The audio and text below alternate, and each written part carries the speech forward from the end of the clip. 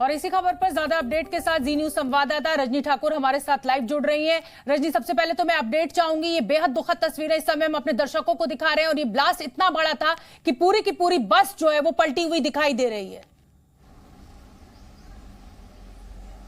जी देखिए, दंतेवाड़ा के अरनपुर की ये घटना है जब जवान नक्सल विरोधी अभियान से वापस लौट रहे थे और उसी दौरान पिकअप वाहन जो जवानों को लेकर वापस लौट रही थी आईईडी ब्लास्ट के जरिए उड़ा दी गई। 11 जवान शहीद हो गए हैं, 10 जवान हैं, एक ड्राइवर जो कि पिकअप वाहन चला रहे थे समेत तमाम 11 जवानों की शहादत हुई है और बहुत दुखद, बहुत बड़ी ये घटना है। सीधे सीधे सवाल ये खड़े होते हैं कि आखिर सुरक्षा में इतनी बड़ी चूक कैसे हुई, तब जब इस बात को लेकर शुरू से ही एहतियात बरता जाता है कि ये जो वक्त होता है, जो गर्मी का वक्त होता है, उस वक्त नक्सलियों की गतिविधियां तेज हो जाती हैं। छत्तीसगढ़ में इस साल चुनाव भी होने हैं और चुनावी साल में भी नक्सली पूरी कोशिश करते हैं अपनी मौजूदगी दर्ज कराने की। तो इन तमाम स्थितियों के बावजूद आखिर पहले से ही सुरक्षा को लेकर तमाम एहतियात क्यों नहीं बरते गए और इतनी बड़ी घटना कैसे हो गई, ये सबसे बड़ा सवाल है। 11 जवानों को हमने खो दिया है और आप सोचिए कि अभी कुछ ही दिन पहले केंद्रीय गृह मंत्री अमित शाह छत्तीसगढ़ आए थे। बस्तर में उन्होंने नक्सलवाद को लेकर इस वक्त क्या रणनीति है, किस तरह से आगे काम किया जाना है, इस पर विस्तार से चर्चा की थी। अधिकारियों के साथ, जवानों के साथ भी उन्होंने समय बिताया था और उसके बाद लगातार मुख्यमंत्री भूपेश बघेल भी ये कहते रहे हैं कि नक्सलवाद के खिलाफ छत्तीसगढ़ की सरकार लगातार लड़ाई लड़ रही है और नक्सली जो हैं वो अब पीछे हटते चले जा रहे हैं। ये जो घटना हुई है इसको लेकर उन्होंने दुख भी जताया है और ये भी कहा है कि नक्सलियों की बौखलाहट सामने आई है। लेकिन इन तमाम बातों के बावजूद ये सवाल अब भी बना हुआ है। मेरे साथ बनी रही है, जरा एनिमेशन के जरिए अपने दर्शकों को हम समझा देना चाहते हैं कि ये पूरा जो हमला हुआ है वो किस तरह से हुआ है। आप देखिए, पहले तो ये तस्वीर आप देखिए, इसमें पलटी हुई बस आपको दिखाई दे रही है और अब ये एनिमेशन के जरिए हम आपको समझाने की कोशिश करते हैं। दंतेवाड़ा जंगलों का पूरा ये इलाका और देखिए ये गाड़ी जो है जिसमें कि डीआरजी के जवान शामिल थे, बैठे हुए थे, निकल रहा था ये पूरी जो काफिला था और उसी समय ये आईडी लगाकर ब्लास्ट हुआ और ये गाड़ी उड़ गई, परखच्चे उड़ गए। आप देख सकते हैं गाड़ी पूरी पलटी हुई भी हम आपको दिखा रहे हैं। छत्तीसगढ़ का जो दंतेवाड़ा इलाका है वो नक्सल प्रभावी इलाका है। इस तरीके के हमले आए दिन यहाँ पर होते हैं। छत्तीसगढ़ के पूर्व मुख्यमंत्री रमन सिंह ने भी प्रतिक्रिया दी है और ये एक्सक्लूसिव तस्वीर आप देखिए जिसमें वो आपको बस पलटी हुई दिखाई दे रही है। अंदाजा लगाइए इस बस को देखकर कि ये जो ब्लास्ट होगा वो कितना भीषण, कितना बड़ा होगा। हालांकि जो तमाम पुलिस के आला अधिकारी हैं वो मौके पर पहुंच चुके हैं। रजनी ठाकुर का एक बार मैं फिर रुख करना चाहूंगी। रजनी, क्या अपडेट है? मुख्यमंत्री ने तो कहा है कि छोड़ा नहीं जाएगा, जो जवानों की शहादत है वो व्यर्थ नहीं जाएगी। खुद गृह मंत्री अमित शाह भी बात कर रहे हैं, लेकिन क्योंकि आप वहां पर मौजूद हैं, और क्या क्या अपडेट आपको मिल पा रहा है इस खबर से जुड़ा हुआ? देखिए, इस घटना के बाद केंद्रीय गृह मंत्री अमित शाह ने मुख्यमंत्री भूपेश बघेल से बात भी की है। उन्होंने कहा है कि केंद्र सरकार की तरफ से हर संभव मदद दी जाएगी।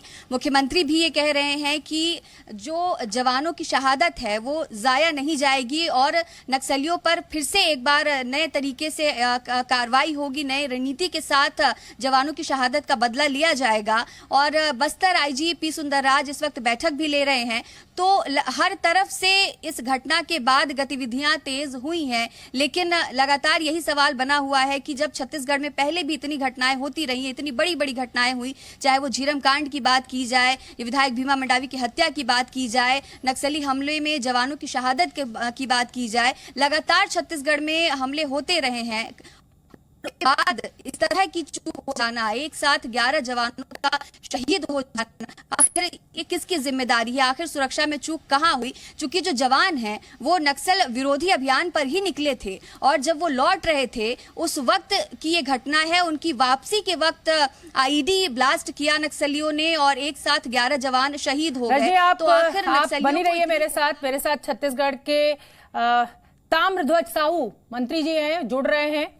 और साहू साहब, मैं पूछना चाहती हूँ, जानना चाहती हूँ कि ये इतना बड़ा जो हमला हुआ है, ये कहा जाता है कि ये नक्सली प्रभावी इलाका है और हर तरीके का एहतियात बरता जाता है जब इस तरीके का कोई भी कन्वॉय निकलता है या गाड़ी निकलती है, तो फिर ये घटना कैसे हो गई आज? अब वो जानकारी अभी कैसे चूक हुई, किसकी गलती के कारण घटना हुआ, कहाँ चूक हुआ, वो तो बाद में पता चलेगा। अभी ये नहीं कहा जा सकता कि किसकी गलती के कारण हुआ है। जब वो हमारी सपोर्टिंग पार्टी गई है या उनमें जो बचे होंगे वो बताएंगे, तब पता चलेगा कि क्या क्या घटनाक्रम हुआ, कैसे हुआ, किसकी चूक हुआ, ये तो बाद में पता चलेगा। अभी ऐसा नहीं कहा जा सकता कि किसकी गलती से हुआ। सावधानी बरतने के पूरे निर्देश जवानों को रहते हैं और एकदम नई बात नहीं है। कई साल से नक्सली मूवमेंट के अगेंस्ट में हम लड़ाई लड़ रहे हैं। लड़ते लड़ते एक किनारे में उनको ले जाने में हम कामयाब भी हुए हैं। वो किस चूक से हुए, क्या हुआ, ये बाद में पता। साहू जी की आवाज हम तक ठीक से नहीं आ रही है। ताम्रध्वज साहू जो कि गृह मंत्री है छत्तीसगढ़ के, वो यही कह रहे हैं कि अभी किसकी चूक है ये बोलना जल्दबाजी होगी, पूरा एहतियात बरता जाता है। हम नक्सलवाद से लगातार लड़ रहे हैं, काफी कुछ हद तक खात्मा भी हुआ है। भूपेश बघेल जब भी मीडिया से बात करते हैं तो हमेशा इस बात का दावा करते हैं कि नक्सलवाद कम हुआ है। और एक और तस्वीर हम आपको दिखा रहे हैं, देखिए पूरी सड़क ठीक सही सलामत आ रही है और जिस जगह पर ब्लास्ट हुआ है वहां पर सड़क उखड़ गई है, पत्थर पत्थर दिखाई दे रहे हैं। हालांकि वहां पर बड़ी संख्या में अब पुलिस के आला अधिकारी पहुंच रहे हैं, पूरे मौके का मुआयना चल रहा है। जो घायल हैं उनको फौरन अस्पताल में शिफ्ट किया गया है। लगातार हमला कहना उचित नहीं है। नक्सली हमले को हम लोग हमेशा नाकाम करते गए हैं और उनको खदेड़ने में कामयाब हुए हैं। 60% नक्सली मूवमेंट कम करने में इन 4 वर्षों में काम हुए हैं। बीच बीच में एक आध दो घटना होता है जो उनकी उपस्थिति दर्शाने के लिए दिख जाता है। लगातार गृह मंत्री जो अमित शाह है वो नजर बना बैठे हैं, किस तरीके से जानकारी आपके पास आई है? अभी अलग से कोई जानकारी नहीं है। जो जानकारी होगी भी तो कुछ चीजें ऐसी होती हैं जो काफी कॉन्फिडेंशियल होती हैं, उसको ऐसे अवसर पर सार्वजनिक नहीं किया जाता। तो गृह मंत्री ताम्रध्वज साहू को आप सुन रहे थे। अब से कुछ देर पहले जी न्यूज के साथ जुड़े भी थे गृह मंत्री और उनका यही कहना है कि कुछ जानकारियां ऐसी है जिनको हम साझा नहीं कर सकते। लेकिन फिलहाल आप ये तस्वीर देखिए, दिल को दहला देने वाली ये तस्वीर है। पूरी की पूरी सड़क उखड़ गई है। ये आईडी ब्लास्ट इतना भीषण था कि पूरी की पूरी जो बड़ी बस थी वो पलटी हुई, देखिए दूसरी तस्वीर में। और पहली तस्वीर आप देखिए जिसमें पूरी की पूरी सड़क का एक जो हिस्सा है वो उखड़ गया है। तमाम जो आला अधिकारी हैं वो इस समय मौका मुआयना के लिए वहां पर पहुंचे हुए हैं। 2 तस्वीरें आज के इस नक्सली हमले को बयान करती हुई। दूसरी तस्वीर आप देखिए, इतनी बड़ी लंबी चौड़ी जो बस है वो इस आईडी हमले में पूरी तरह से पलट गई है। 10 जवानों की शहादत हो गई है। इसमें एक ड्राइवर जो इस गाड़ी बस को चला रहा था और वो भी शहीद हो गया है। और साथ ही पहली तस्वीर जो है वो बहुत कुछ बयान कर रही है। पूरी की पूरी सड़क उखड़ गई है और मुझे लगता है कि ये 1 फुट गहरा इसमें ये जो सड़क में जो गड्ढा बना है ये लगभग 1 से 1.5 फुट गहरा मुझे यहां से इस तस्वीर के जरिए दिखाई दे रहा है। रिपोर्टर हमारे साथ रजनी ठाकुर लगातार बनी हुई है। रजनी, ये दिल दहला देने वाली तस्वीर है। सड़क का एक बहुत बड़ा हिस्सा जो है वो खत्म हो गया है, रोड़ी और बजरी और मिट्टी में तब्दील हो गया है और लग रहा है 1 से 1.5 फुट गहरा ये गड्ढा है जो ब्लास्ट के बाद हुआ है। देखिए, बिल्कुल ये दिल दहला देने वाली घटना है, बेहद दुखद घटना है कि इस तरह से नक्सलियों ने पूरी प्लानिंग के साथ एक पूरी पिकअप वाहन को ब्लास्ट में उड़ा दिया और हमारे सारे जवान शहीद हो गए। इसके पहले भी नक्सलियों की ये गतिविधियां सामने आती रही हैं, जब आईईडी ब्लास्ट में आम नागरिकों की भी जानें गई हैं। अब से 1 से 1.5 महीने पहले भी इस तरह की वारदात सामने आई थी। और गृहमंत्री जो बयान दे रहे हैं कि नक्सली अपनी मौजूदगी दर्ज कराने के लिए इस तरह की घटनाएं करते रहते हैं, तो नक्सली अगर घटनाएं करते रहते हैं तो सरकार की रणनीति कहां है, सरकार का इंटेलिजेंस कहां है? लगातार जो बैठकें होती हैं, अधिकारी जो रणनीति तैयार करते हैं, नक्सलियों के खिलाफ जो अभियान चलाए जाते हैं, उनका नतीजा क्या ये होना चाहिए कि हम अपने 11 जवानों को एक साथ इतनी बड़ी घटना में खो दें?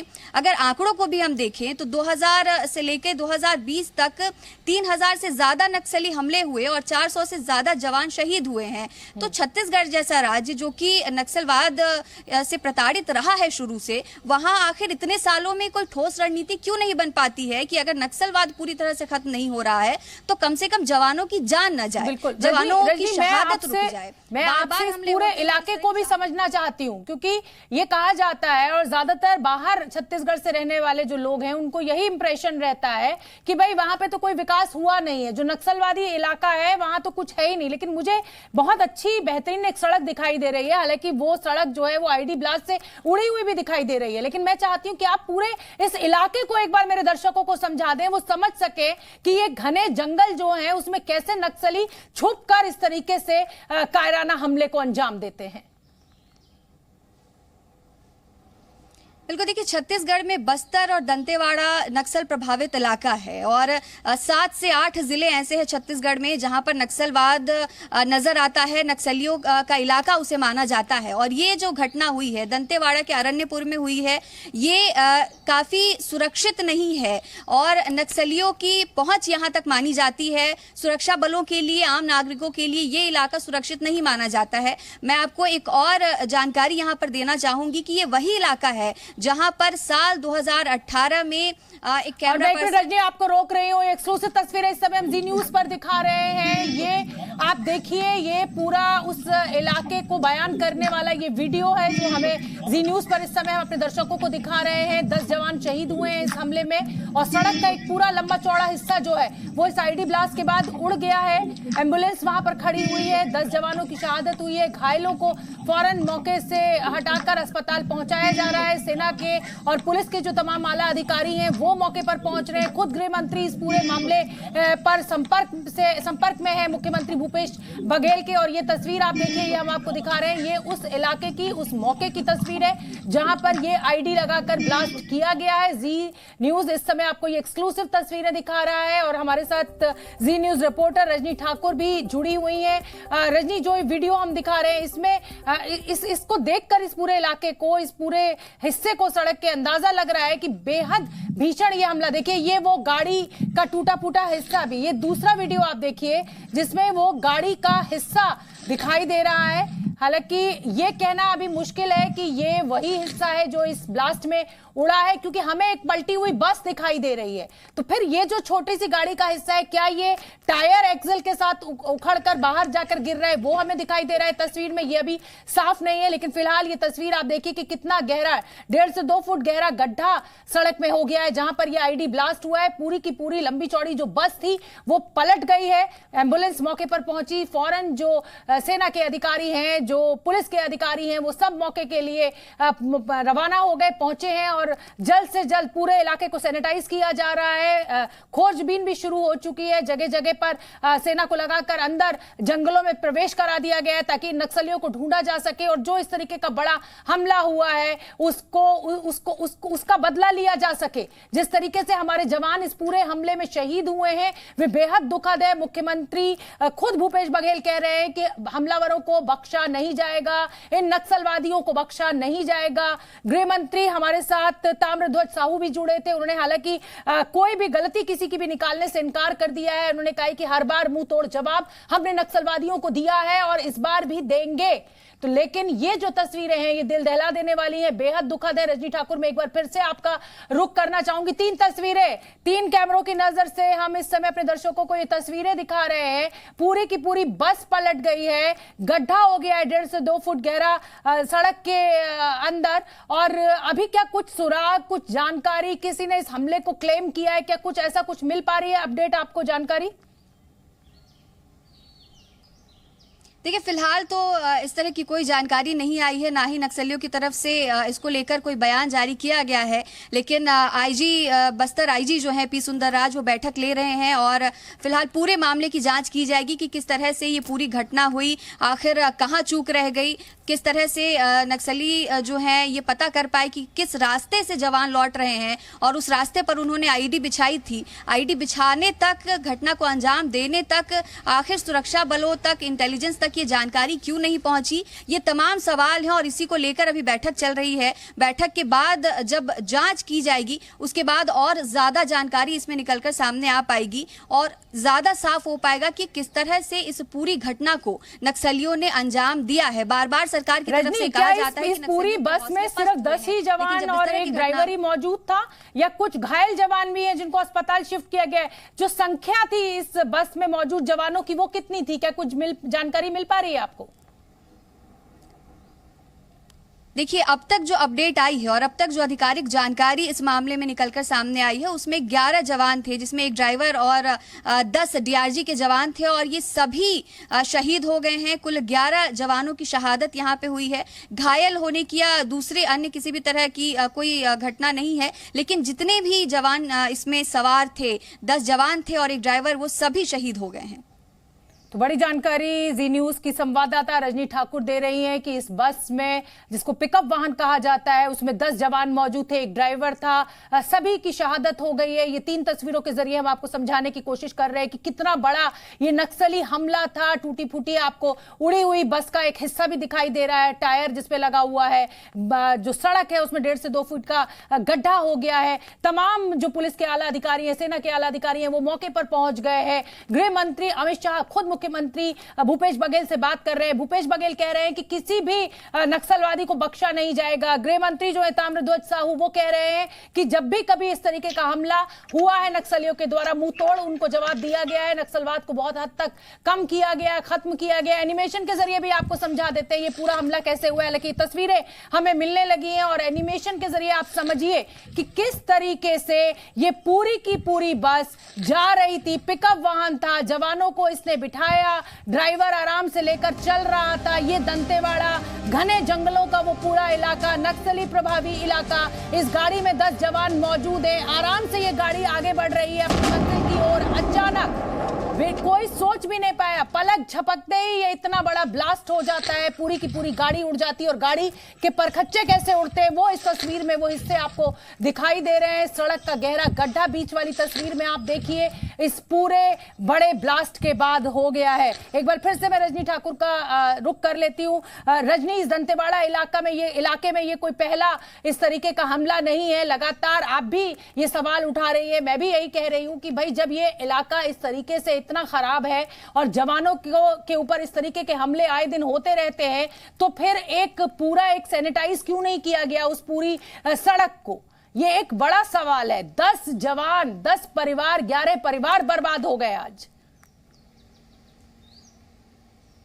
बिल्कुल, ये बड़ा सवाल है कि सैनिटाइज क्यों नहीं किया गया। जब जवान नक्सल विरोधी अभियान पर निकले थे, जो कि अपने आप में काफी चुनौती भरा होता है, और उस दौरान सुरक्षा के तमाम इंतजाम, सुरक्षा को लेकर तमाम एहतियात बरते जाने चाहिए, उसके बाद भी आखिर इतनी बड़ी लापरवाही कैसे हो गई कि जवान लौट रहे थे और उस दौरान आईईडी ब्लास्ट हो जाता है? तो ये बड़ा सवाल है। और इसके साथ ही ये वो इलाका है जहां पर 2018 में घटना हुई थी। देश भर में इसको लेकर जो है आक्रोश नजर आया था, जब 2018 में इसी इलाके के आसपास एक कैमरामैन की भी मौत हो गई थी नक्सली हमले में, और उसके बाद भी कई तरह के सवाल उठे थे। यानी कि ये ऐसा इलाका भी नहीं है जो सुरक्षित माना जाए या जहां पर नक्सलियों की गतिविधियां नहीं है, बल्कि ये वो इलाका है जो नक्सलियों की मांग बिल्कुल रजनी, और एक एसओपी है इस तरीके की। कोई भी सेना की, फोर्स की, पुलिस की गाड़ी, सुरक्षा बलों की गाड़ी जब इस तरीके के इलाकों में चलती है तो एक एसओपी फॉलो की जाती है।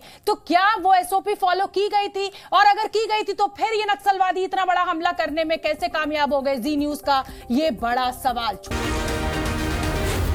जी न्यूज।